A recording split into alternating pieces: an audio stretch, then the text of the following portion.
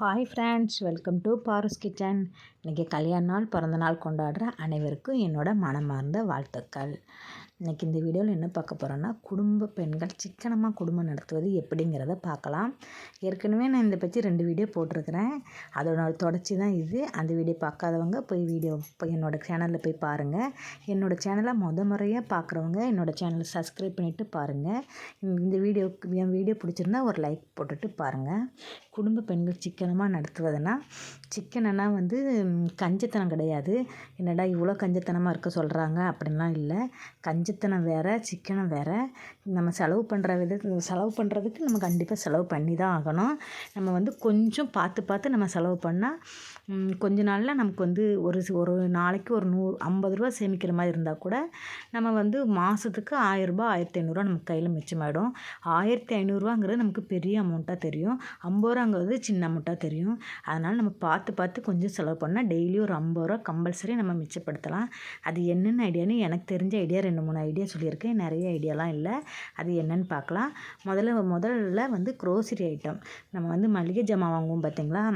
மளிகை ஜாமான் கொஞ்சம் கொஞ்சமாக வாங்காமல் 2 மாதத்துக்கு தேவையான ஜாமான் மொத்தமாக வாங்கிடுங்க. அப்படி நீங்கள் 2 மாதத்துக்கு தேவையான மொத்தமாக ஜாமான் வாங்குறப்ப 1 கிலோ வாங்குறப்ப 1 கிலோவுக்கு நமக்கு ஒரு 10 ரூபாயாச்சு கம்பல்சரி மிச்சமாகும். 100 கிராம் வாங்கும்போது நமக்கு அதில் அமௌண்ட்டு அதிகமாக போடுவாங்க. 1 கிலோ 2 கிலோ அப்படி வாங்கும்போது கொஞ்சம் அமௌண்ட்டு கம்மியாக போடுவாங்க. அதுலேயே நமக்கு மளிகை ஜாமான் ஒரு 1500 ரூபாய்க்கு வாங்குறோன்னா கண்டிப்பாக 100 ரூபா மிச்சமாகும் நமக்கு. அதை நீங்கள் பக்கத்தில் இருக்க சின்ன மளிகை கடையில் வாங்காமல் கொஞ்சம் ஹோல்சேலாக கொடுப்பாங்கள்ல, அந்த மாதிரி கடையை பார்த்து வாங்குங்க. அப்படி வாங்கினீங்கன்னா கண்டிப்பாக நம்ம மாதம் ஒரு 2000 ரூபா ஜாமான் வாங்கினா கம்பல்சரி நான் சொல்கிறேன்னா 200 ரூபா மிச்சமாகும். நமக்கு அது 200 ரூபா மிச்சம் வந்தால் லாபம் தானே. அந்த 200 ரூபா 200 ரூபா நம்ம ஒரு உண்டியில் போட்டு வைக்கலாம். இல்லாட்டி போஸ்ட் ஆஃபீஸ்லேயே நிறைய ஸ்கீம் இருக்குது. ஆர்டி அந்த மாதிரி நிறைய ஸ்கீம் இருக்குது. அதில் போட்டு வச்சோம்னா 1 வருஷத்துக்கு 5 வருஷத்துக்குலாம் இருக்குது. நீங்கள் 1 வருஷத்துக்கோ 5 வருஷத்துக்கோ போட்டிங்கன்னா மொத்தமாக அமௌண்ட் வரும்போது நமக்கு ஒரு பல்க் அமௌண்ட்டாக வரும். அப்போ சந்தோஷமாக இருக்கும். அதை ஏதாவது முக்கியமான செலவு பண்ணிக்கலாம். அதனால் க்ரோசரி ஐட்டம் பார்த்து வாங்குங்க. 2வது நம்ம கேஸு. நிறையா பேர் நம்ம இப்போ ஏதாவது சமைக்கிறோன்னு வச்சுக்கோங்க. சாப்பாடே செய்கிறோம். நல்லா ஹை ஃப்ளேமில் வச்சு நம்ம சாப்பாடு வடிக்கக்கூடாது. நல்லா கொதித்ததுமே சாப்பாடு எப்போவுமே சரி, நமக்கு எந்த பொருளாக இருந்தாலும் கொதித்ததுமே நம்ம சிம்மில் வச்சிடலாம். கொதிநிலை வந்ததுமே நம்ம சிம்மில் வச்சுன்னா நமக்கு அதில் கேஸ் நிறைய மிச்சமாகும். ஒரு நாளைக்கு கேஸ் நிறைய மிச்சமாகும். ஒரு 40 நாள் ஒரு சிலிண்டர் வருதுன்னு வச்சுக்கோங்க. கூட 10 நாள் கண்டிப்பாக சேவ் ஆகும். நமக்கு கொதிக்காமல் அசால்ட்டாக விடக்கூடாது. அப்புறம் பருப்பு அந்த மாதிரிலாம் வேக வைக்கும்போது கொஞ்சம் குக்கரை யூஸ் பண்ணிக்கோங்க. குக்கரை யூஸ் பண்ணால் அது ஒரு 10 நிமிஷத்தில் வந்துடும். 20 நிமிஷம் வேக வேண்டியது 10 நிமிஷத்தில் வெந்துடும். ஆனால் நமக்கு அதில் 10 நிமிஷம் கேஸ் சேவ் ஆகும். அது கூட ஒரு நாள் நமக்கு இன்க்ரீஸ் ஆகும். அதனால் அதை நீங்கள் கரெக்ட் பண்ணிக்கோங்க. இங்கே முடிஞ்ச வரைக்கும் பாலோ டீயோ இல்லை சாப்பாடோ எது வேக வச்சாலும் சரி, சாம்பாரே நம்ம கொதிக்க விடுறோன்னு வச்சுங்க. கொதிச்சதுன்னு சிம்மில் வச்சுருங்க. சிம்மில் வச்சிங்கன்னா ரொம்ப நல்லது. இதை ட்ரை பண்ணிங்கன்னா உங்களுக்கு கேஸ் மிச்சம் பண்ணலாம். அது நெக்ஸ்ட்டு பார்க்கலாமா? கரண்ட் பில்லு நம்ம இப்படிலாம் மிச்சம் பண்ணலான்னு பார்க்கலாமா? அதுக்காக நான் வீட்டை இருட்டாக ஃபேன் போடாமலாம் இருங்கன்னு அப்படிலாம் சொல்லலை. வெயில் டைமு கம்பல்சரி நம்ம ஃபேன் போட்டு தான் ஆகணும். முடிஞ்ச வரைக்கும் நம்ம ஃபேன் போடுறப்ப 2 ஃபேன் போடுறதுக்கு 1 ஃபேன் போட்டுக்கலாம். கொஞ்சம் ஜன்னல்லாம் இருந்தால் நம்ம வீட்டில் இருக்கிற மாதிரி இருந்தால் திறந்து வச்சுக்கலாம். நம்ம தூங்குற மாதிரி இருந்தால் ஜன்னலை சாத்திக்கலாம். முழிச்சிருக்கிற மாதிரி அப்படிலாம் இருந்தால் கொஞ்சம் திறந்து வச்சிங்கன்னா காற்று வெளியே இருந்து நமக்கு உள்ளே வரும். அந்த காற்று வர்றப்போ நமக்கு கரண்ட் பில் மிச்சமாகும். 2 ஃபேன் போடுற பக்கம் 1 ஃபேன் போடலாம். ஏசி அதேமாரி தான். தேவையில்லாமல் நம்ம ஏசி போடாமல் கொஞ்சம் ஏசி அவாய்ட் பண்ணலாம். ஏசி போடுறதுலே நிறைய பேருக்கு கரண்ட் பில் 4000 5000 அந்த மாதிரிலாம் வரும். அதை இயற்கையாக கொஞ்சம் காற்று வாங்குற மாதிரி அப்படி நம்ம பார்த்துக்கிட்டோம்னா அதில் மிச்சமாகும். டிவி நிறைய வீட்டில் நானும் பார்த்துட்டேன். டிவி அதேமாரி தான். டிவி தேவையில்லாமல் நம்ம எங்கேயோ வேலை பார்த்துட்ருப்போம். தேவையில்லாமல் ஓடும். இல்லாட்டி வெளியே போயிருப்போம் பக்கத்தில்.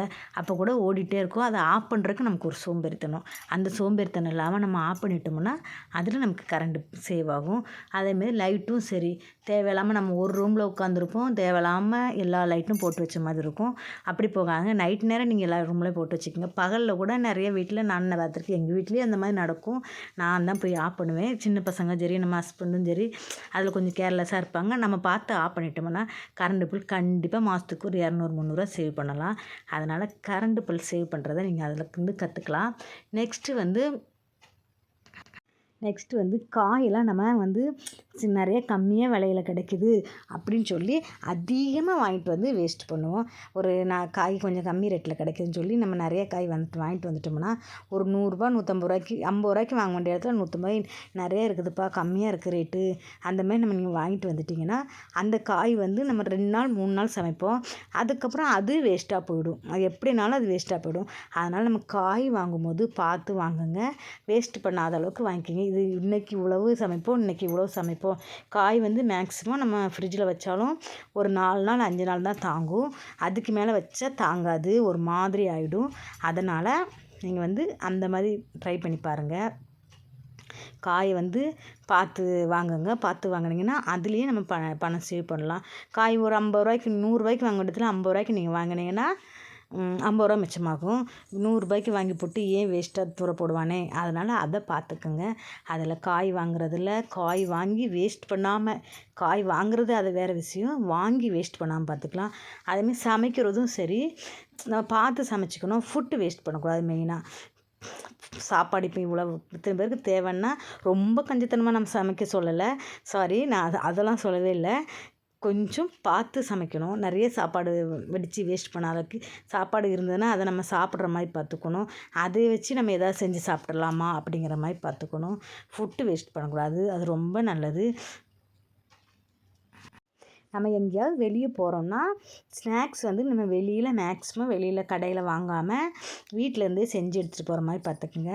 அப்படி இப்போ நம்ம 200 ரூபாய்க்கு வெளியே வாங்குகிறோன்னா அது கண்டிப்பாக நம்ம வீட்டில் செய்கிற செலவு 100 ரூபா தான் வரும். ஹெல்த்தியும் கூட, நல்லாவும் இருக்கும். நம்ம செஞ்சால் அது கூட நம்ம அவங்க என்னைக்கு சமைச்சதோ தெரியாது. நம்ம வீட்டிலேருந்து செஞ்சு எடுத்துகிட்டு போயிட்டோம்னா நமக்கு அதில் எப்படியும் ஒரு 100 ரூபா 200 ரூபா மிச்சமாகும். அதேமாரி லஞ்சும் சரி, நம்ம எங்கேயாச்சும் வெளியே போகிற மாதிரி இருந்தால் வீட்டிலேருந்தே செஞ்சு கட்டி எடுத்துகிட்டு போங்க. அது ரொம்ப ஹெல்த்தி ஃபுட்டும் கூட. ரோட்டில் அங்கே அவங்க எப்படி சமைச்சிருப்பாங்கன்னு சொல்ல முடியாது. அதெல்லாம் சமைச்சு நம்ம வாங்கி சாப்பிட்றதுக்கு வீட்டிலேருந்து எது பிடிக்குமோ அதை செஞ்சு ப்ரிப்பேர் பண்ணி எடுத்துகிட்டு போங்க. கொஞ்சம் நம்ம வேலை இருந்த மாதிரி இருக்கும். அந்த சோம்பேறித்தனம் பார்க்காம நம்ம எடுத்துகிட்டு போயிட்டால் உடம்புக்கும் நல்லது, பணமும் மிச்சமாகும். நான் இந்த ஐடியாவெல்லாம் இந்த சிக்கனமாக இருக்கலாம் மிடில் கிளாஸ் ஃபேமிலிக்கு கண்டிப்பாக இது ஒத்து போகும். ஒரு 20,000 25,000 சம்பளம் வாங்குறவங்களுக்கு கண்டிப்பாக இதெல்லாம் நீங்கள் ஃபாலோ பண்ணிங்கன்னா கொஞ்சம் நல்லா சேவிங்ஸ் பண்ணலாம். இது ஹை ஃபேமிலிக்கெலாம் நான் சொல்லலை. ஃபேமிலிக்கெலாம் இது நான் சொல்கிறது செட் ஆகாது. நம்மளை மீறி மிடில் கிளாஸ், நம்ம இந்த வீடியோ பார்க்குறவங்களாம் கண்டிப்பாக மிடில் கிளாஸாக இருப்பீங்க. கல்யாண நாள் பிறந்த நாள் கொண்டாடுற அனைவருக்கும் என்னுடைய மனமார்ந்த நல்வாழ்த்துக்கள். இன்னைக்கு இந்த வீடியோ ஈவினிங் எடுக்கிறேன். ஈவினிங் பசங்களாம் ஸ்நாக்ஸ் கேட்டாங்க. அதனால இன்னைக்கு நானே வீட்டில் ஃபர்ஸ்ட் டைம் கண்டிப்பாக நமக்கு தண்ணி தாக்கம் எடுக்கும். பானிபூரியில் பூரி மசாலா, அது என்ன சொல்லுவாங்கன்னு தெரியல, அந்த இது ரெடி பண்ணியிருக்கேன். முதல்ல சென்னா ரெடி பண்ணிட்டு இதுக்கு அடுத்து பானிபூரி சுட்டு சாப்பிட வேண்டியதான் ப்ரிப்பேர் பண்ணியிருக்கேன். எப்படி டேஸ்ட் இருக்குன்னு தெரியல, சாப்பிட்டு பிறகு தான் தெரியும். பார்க்கலாம். வெங்காயம் கட் பண்ணி வச்சிருக்கிறேன். இதுக்கு போட்டு சாப்பிட்றதுக்கு மேலே மசாலா ரெடி ஆயிடுச்சு. சென்னா மசாலா, அது பானிபூரி மட்டும் தான் சொல்லணும். பானிபூரி சுட்டது சாப்பிடலாம். அதனால் வீட்டிலேருந்து தண்ணி கண்டிப்பாக எடுத்துகிட்டு போங்க. சென்னா மசாலா ஊற்றியாச்சு, ப்ரிப்பேர் பண்ணியாச்சு. அப்புறம் மல்லி இலை கட் பண்ணி வச்சிருக்கிறேன்.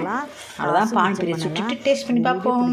லைக் பண்ணுங்க. பூரி ரெடி ஆயிடுச்சு. பூரி எடுத்துட வேண்டியதான். இனி மசாலா போட்டு சாப்பிட வேண்டியதான். கண்டிப்பாக நீங்கள் சப்ஸ்கிரைப் பண்ணிவிட்டு பாருங்கள். என்னோட வீடியோ பிடிச்சிருந்தா கண்டிப்பாக லைக் பண்ணுங்கள். இன்னொரு வீடியோ ஓகே. சென்னை மசாலா ஊற்றியாச்சு. மேலே வெங்காயம் தூவிடுவோம். பாய். மல்லி இலை தூவியாச்சு.